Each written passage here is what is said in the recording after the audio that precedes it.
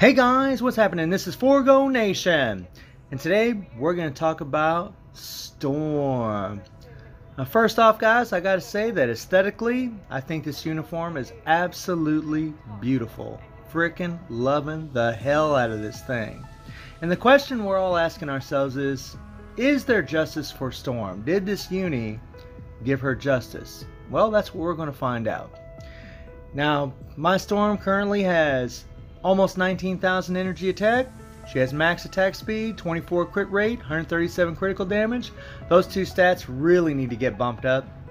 She has more or less max ignore defense, and she has max skill cooldown.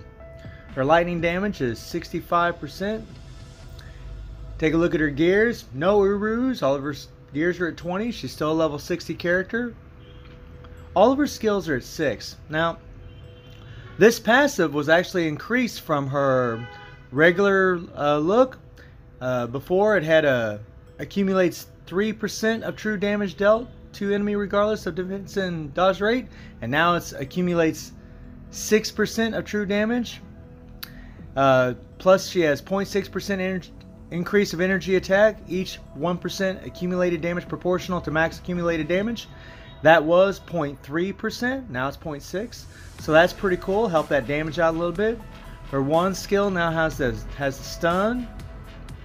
The 2, decrease all speed, don't really care about it. The 2 is a nice change because now you can actually move it around, whereas before it was just you had to sit still and let the skill play out, and once you moved you canceled the skill. So now it's pretty cool, you can keep it going, that's nice, and move around at the same time.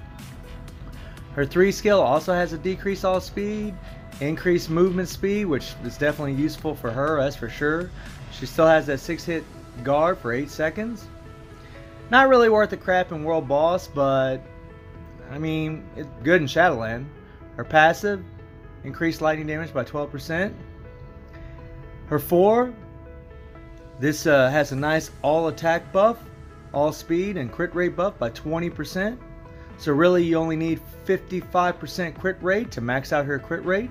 This is up for 10 seconds, so you'll be able to keep this up the whole time. And her 5 also has a stun and freeze. So she's got a lot of crowd control, leadership, total pile. Well, let's preview the skill. Okay, so the rotation I like to do, guys, is I like to hit the 5 and then cancel into the 4.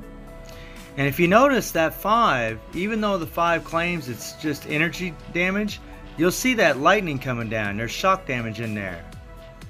So that's going to be doing some elemental to, and there's that freeze to Ebony. Now it's not going to freeze Ebony, but you'll still get the damage from it. Then the 4 is all that lightning damage. So these are 2 skills we're going to be prioritizing. The 2 skill, now the 2 is energy based, and it will do damage to Ebony, but we're not going to be using it, guys, because even though you can move around, it can be a little risky because of the elements around, the things popping up out of the ground, purple, what have you. So I kind of play it safe and stay away from it, against Ebony anyways. And then the 1 skill is lightning damage, so this is going to be a skill we're going to be prioritizing. This is a mean skill. Actually, I think it does more damage than the landing the proc on the 5 or the 4. It's just, that thing's mean. Plus it's a beautiful skill. Animation's gorgeous.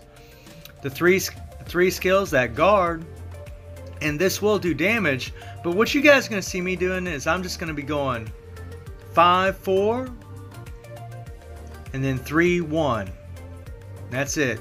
I'm going to cancel the 5 into the 4, and then I'm going to cancel the 3 into the 1, and that's how I'm going to be playing it, guys. She's pretty freaking vicious now, a lot better than she used to be, man. Leaps and bounds better. So let's get out of here.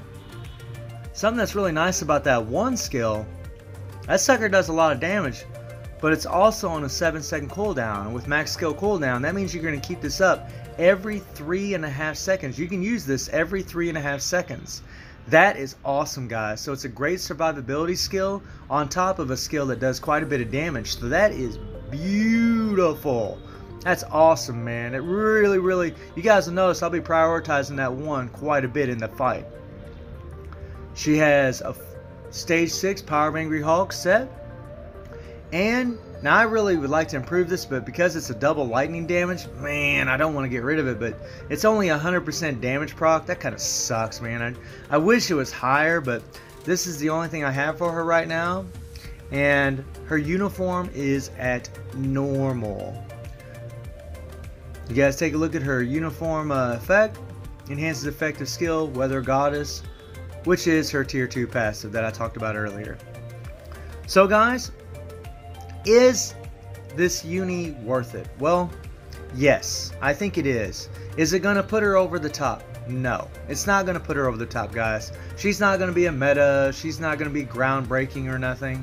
But she's definitely leaps and bounds better than what she was before. So let's take her against Ebony and let's see how she does. Let's rock and roll. So I wanted to make this fight, guys, completely free to play. So we're just going to be using Lincoln for a 60% increase to lightning damage leadership. And we're going to be using Coulson for his 45% damage dealt to supervillains and his 20% guaranteed critical rate. You guys see my strikers. I have Scarlet Witch and Sue Storm for their charm and mind control. We have Thor for his 10% increase to lightning damage that he'll be giving Storm. We also have Deadpool for the all defense down. And we have Anti-Venom for those heals. And you're going to need those heals. Storm is way better. She has way better survivability than what she did before. There's no doubt about it, guys. No doubt. The iframes on the 5, the 4, the 1, it really has improved her. But man, she is a glass cannon big time. She can die easily. Her defenses are crap. It does not take much at all. But we are doing a stage 50. And yeah, guys, I mean, I could easily put Nick Fury as a leadership, and we could be going higher than this.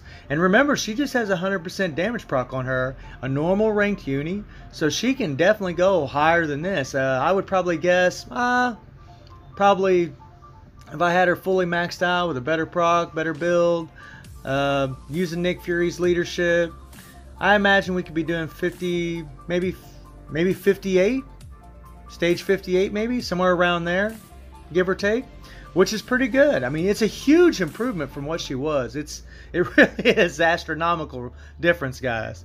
There's no way she could have done this before. And you guys see what I'm doing. I'm just hitting the 5, canceling that 4, and I'm hitting the 3 into the 1. And look at that 1, man. When that sucker hits and that damage proc lands on that 1, man, it's ridiculous. I mean, look at that, guys. It's pretty mean. And I'm playing really aggressive. I'm going after Ebony. You know, if I see those heals out there, I go ahead and pick those things up. And yeah, man, the thing about Ebony is you really want, you know, I don't care what character you have, especially characters that have lots of iframes like Storm.